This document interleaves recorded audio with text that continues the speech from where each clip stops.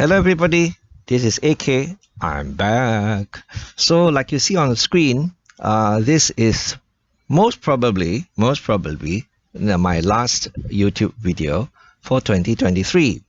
Um, mm, Unless something earth-shattering happens, I don't think I'll be making another YouTube video for the rest of the month or for the rest of the year. Well, it means the same thing.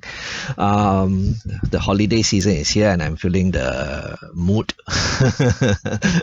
And I just want to be very lazy, lah. So I'm so lazy that I'm even lazy when it comes to my hobbies sometimes, right? So YouTube is a hobby, blogging is a hobby. I enjoy them, but I just want to spend more time on my other hobbies, right? Like I said in an earlier video, I got a new gaming laptop, and this laptop is really amazing for its price, and I can play so many games, more demanding games than I could on my old laptop. All right, so I want to spend more time playing those games, and now I'm actually playing 3 different games every single day, right? So I play Neverwinter, then I play World of Warship, and then I spend a lot of time in Black Desert Online. Now I'm back in Black Desert Online, and that's a very time-consuming game. All right, so I have projects in those games, and that's the reason why, right? So I hope all of you enjoy your holiday season, right? Whole month of December, just have lots of fun. Let your hair down if your hair is long enough. Right. So today is a Sunday, right? I hope your Sunday has been good, and we are going to talk about something that is not so demanding, right? Not so cerebral, right? So in the news we see something like what on screen, right? Retire with $1 million in Singapore is possible, but is it enough? Right. So this is a question that has been going around for many years. Like, it's not something new, right? Is $1 million really enough to retire on?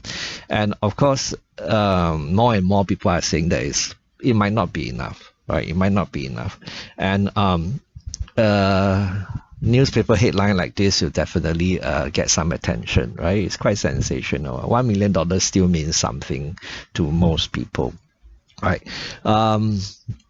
Personally, right, I'll say whether it's enough or not depends largely on our lifestyle and the lifestyle that we want in retirement.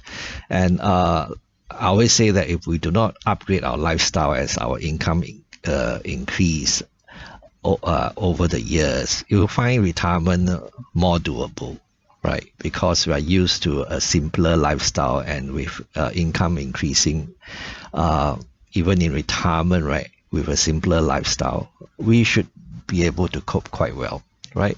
So if you want it in a nutshell, it's that simple, right? And $1 million, frankly speaking, is not a lot of money, but it's not very little money either. And we're talking about $1 million, let's say, in liquid assets, not $1 million trapped in a property, for example, right?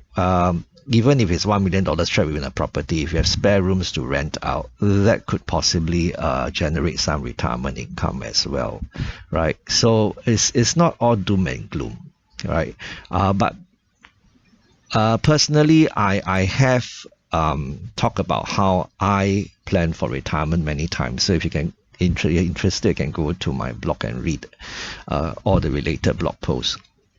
But I have one very specific blog post that talks about this topic on retirement drawdown strategy, and what's my strategy to make sure that the money could last me long enough. So I'll provide a link to that blog post in the description box below in case you're interested to find out more. And of course, in a very recent blog post, I did also talk about how I managed to grow my passive income from $100,000 to $200,000 a year, even though I've been unemployed for the last 8 years, right? And if you have that kind of strategy, right, I don't see why we should have to worry about having not enough money in retirement and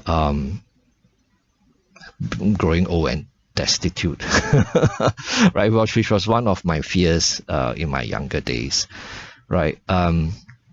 And I talk about how, more than 10 years ago, I was already generating more than $100,000 in passive income. I could have retired then, but I decided to work for a few more years to build up a bigger buffer. So if you're worried about not having, how $1 million might not be enough, we could work for a few more years to work a bigger buffer.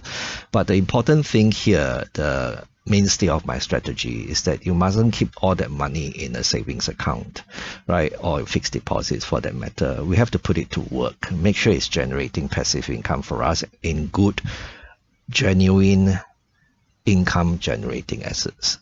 Right. And with $1 million, if we invest in the local banks, for example, then generates 5 to 6% per year in dividend income, in dividend yield. We're talking about what, $50,000 to $60,000 a year in passive income. And those investments will probably grow in value as well, and the dividends will probably grow over the years as well. So if you're comfortable with $50,000 to $60,000 spending money per year, right, and if you have no interest in growing the size of your portfolio, I think that's quite doable, right? Like personally, I say I need $48,000 a year, right, in living expenses for myself, and that includes gifting and doing donations and all that kind of thing. $48,000 a year, right? So if you're $1 million and you can generate $50,000 to $60,000 a year in passive income, I don't see why we should be worried.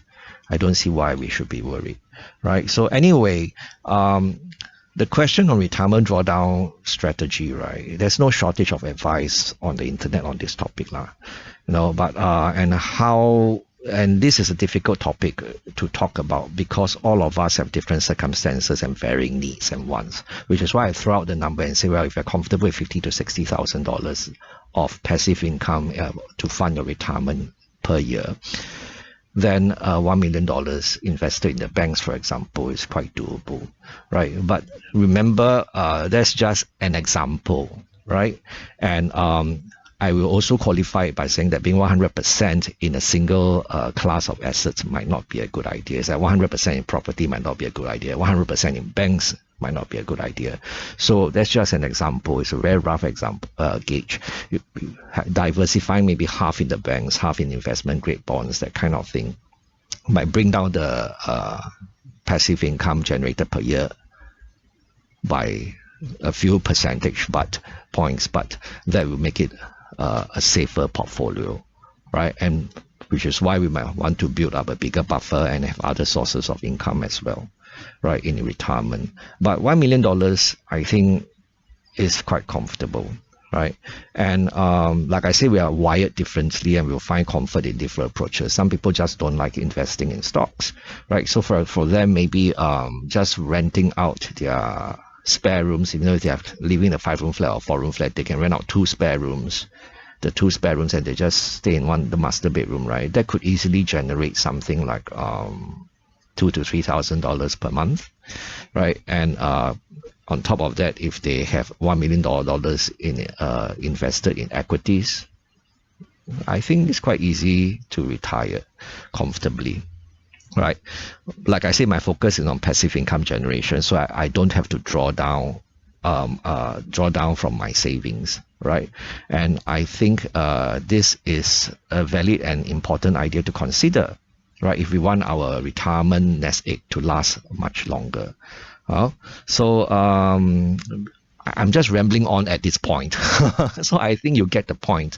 And there's many other people who have talked about this and blog about this, like Honey Money has also talked about this recently, right? So I'm going to end here. Like I say, happy holidays, Merry Christmas, and a Happy New Year. And if AK can talk to himself, so can you. Bye-bye.